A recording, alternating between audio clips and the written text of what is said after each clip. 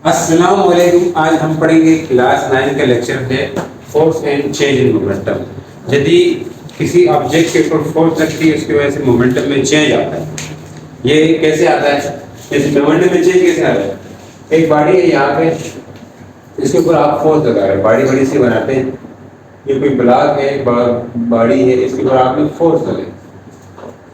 Force लगाएंगे तो इसमें एक्सेलरेशन बनेगा, एक्सेलरेशन बनेगा।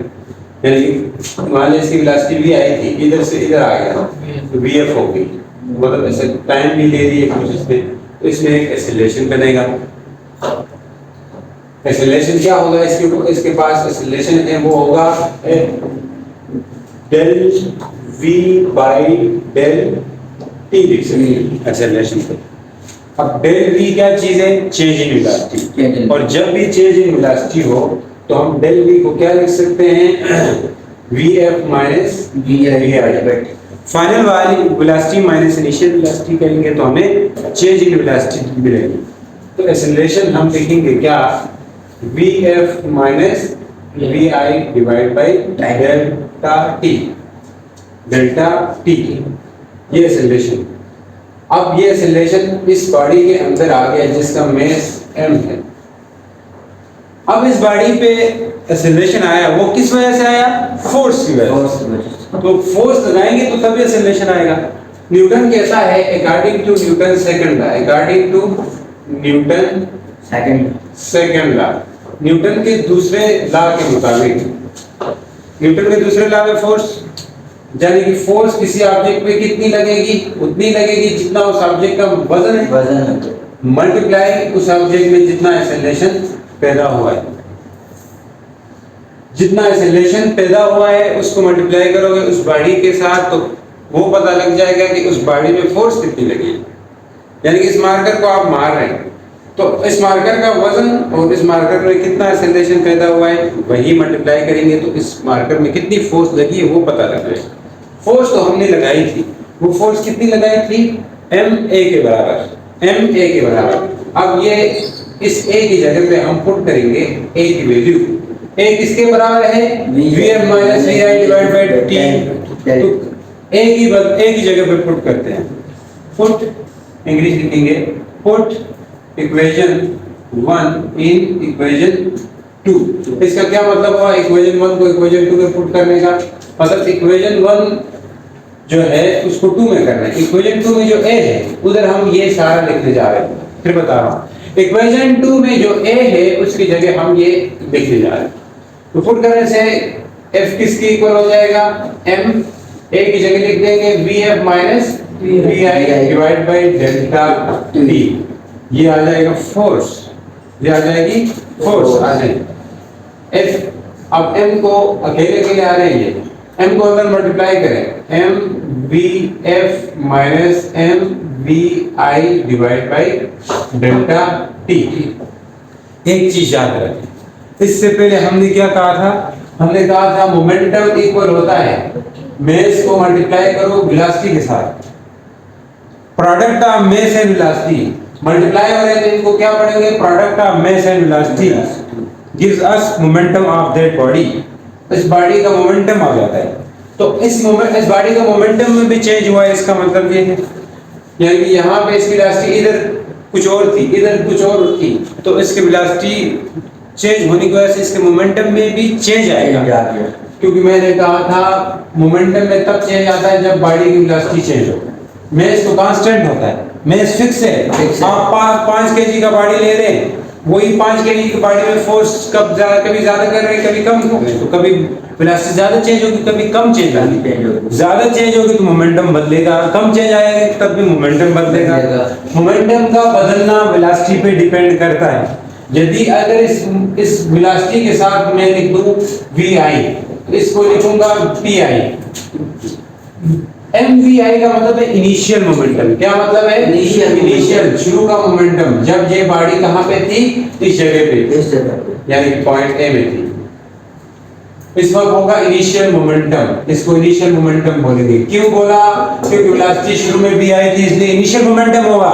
जब बाद में वेलोसिटी vf होगी तो तब क्या होगा, फाइनल मोमेंटम होगा। एक बात हमें पक्के से समझ आया। तो mvf को हम pf लिख सकते हैं, mvi को हम pi लिख सकते हैं। इनके ऊपर एरो लगाएंगे क्योंकि ये वेक्टर है, वेक्टर के ऊपर एरो लगाना जरूरी होता है। तो फोर्स इक्वल हो जाएगा pf, इस सारी जगह pf लिख सकते हैं क्योंकि मैंने कहा pf mvf के बराबर है, और mvi क्या होगा, pi divide by del t।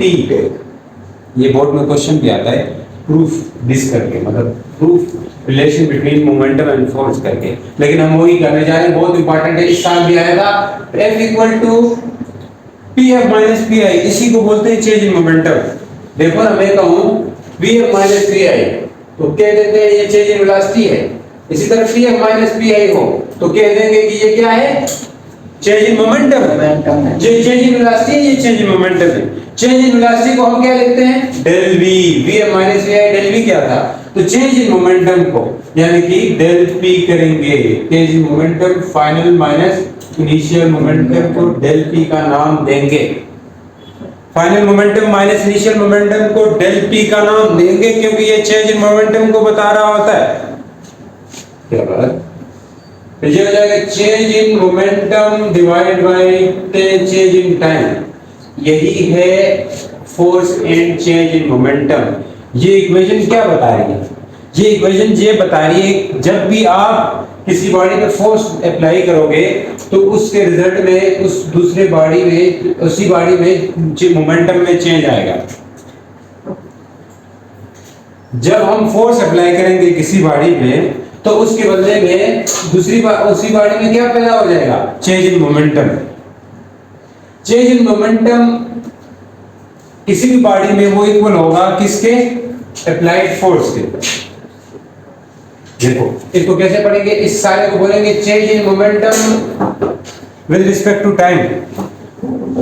Change in momentum of body is equal to applied force, या इसको rate of change of momentum बोलेंगे, rate of change of linear momentum. Del p linear है, नीचे टाइम जब भी divide हो तो उसको रेट ऑफ चेंज ऑफ बोलते हैं। जैसे ये ना, जैसे हम कहते थे ना velocity equal to s divide by t, rate of change of displacement. नीचे टाइम था इसलिए हमने रेट ऑफ चेंज ऑफ बोलते थे। जब भी नीचे टाइम होगा तो रेट ऑफ चेंज ऑफ बोलेंगे। तो इसको क्या पढ़ेंगे, rate of change of, rate of change of linear momentum, rate of change of linear momentum. ये इक्वल होता है किसके, फोर्स के। तो ये इक्वेशन क्या बता रही है, ये इक्वेशन ये बता रही है कि टाइम के साथ साथ अगर किसी बॉडी में मोमेंटम में चेंज आ रहा है तो वो किसके बराबर होता है, फोर्स के बराबर होता है, अप्लाइड फोर्स के बराबर होता है। Rate of change of linear momentum of body is equal to applied force, equal to applied force. जो फोर्स अप्लाई किया इसके इक्वल हो जाता है, जो फोर्स लगाई गई इसके इक्वल होता है। हमें समझ नहीं आया क्या बात कर रहे हैं। एक बात ऐसी है, आपने इसका वेलोसिटी चेंज कर दी, यहाँ से यहाँ लेके हुए वेलोसिटी चेंज की। वेलोसिटी चेंज करने का मतलब मोमेंटम चेंज की, यानी कि यहाँ से यहाँ के हम नहीं बोलेंगे वेलोसिटी चेंज होगी, हम बोल देंगे कि इसको मोमेंटम में चेंज आया। वेलोसिटी बढ़ी है तो बोलेंगे मोमेंटम में चेंज आया। तो मोमेंटम में चेंज आना, ये ज्यादा देखो मोमेंटम इस फैंसी वर्ड है, फैंसी वर्ड समझ के इस तरह है जैसे आप बोले कि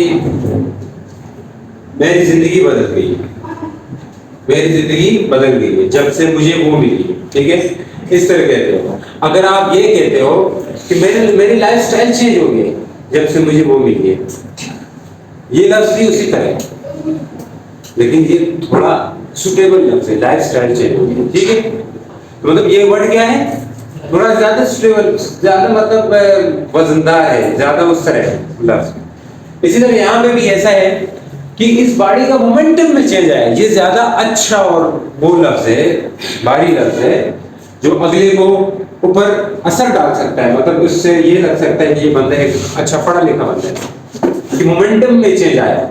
वेलोसिटी में चेंज आया ये लफ्ज नहीं बोलेंगे, वेलोसिटी में चेंज आया ये बिल्कुल सादा लफ्ज है फिजिक्स में, और उसको अच्छा और अच्छा करके बोलने का क्या बोलेंगे, मोमेंटम में चेंज आया। मोमेंटम में चेंज आए। जिस तरह मेरी जिंदगी बदल गई, इस तरह बोलने से अच्छा है मेरी लाइफस्टाइल बदल गया। तो ये क्या है, ज्यादा अच्छा लफ्ज है, ऑथेंटिक लफ्ज है। तो इस तरह यहाँ पे भी बोलेंगे, इसमें फोर्स लगाई तो इससे किस में चेंज आया, मोमेंटम में चेंज आया, मोमेंटम में चेंज आया। ये ज्यादा लफ्ज जो इंग्लिश के वो कमेंट्री करते होते हैं खेल में, वो भी इस तरह के लफ्ज यूज करते हैं, मोमेंटम। मैच जो मोमेंटम पकड़ लिया है मैच ने, तो इसका क्या मतलब होता है मोमेंटम पकड़ने का, कि मैच जो है वो मतलब पीक तक पहुंच गई, उसमें बदलाव आ गया। मतलब एक टीम हारने वाली थी, वो अभी उसने अपना उसमें मोमेंटम गेन किया, उसने शुरू में फॉर्म में आ गए। खिलाड़ी रन कम बना रहे थे, रन जब ज्यादा बनाने लगते तो बोलते हैं इन्होंने मोमेंटम पकड़ा है, पाकिस्तानी टीम ने मोमेंटम पकड़ा है। तो इसी तरह यहाँ पे भी इसने इसकी वेलोसिटी में चेंज आया, तो हम क्या बोलेंगे, इसके मोमेंटम में चेंज आया टाइम के लिहाज से। तो जब भी टाइम के लिहाज से मोमेंटम में चेंज आए तो वो फोर्स के बराबर होती है। वो जो लगाई गई फोर्स किसके बराबर होती है, चेंज इन मोमेंटम के बराबर होती है। Rate of change of momentum is equal to applied. समझ आ गई जी, क्रिस्टल क्लियर है। उम्मीद करता हूँ समझ आए। मिलते हैं नेक्स्ट लेक्चर के साथ। अल्लाह हाफिज।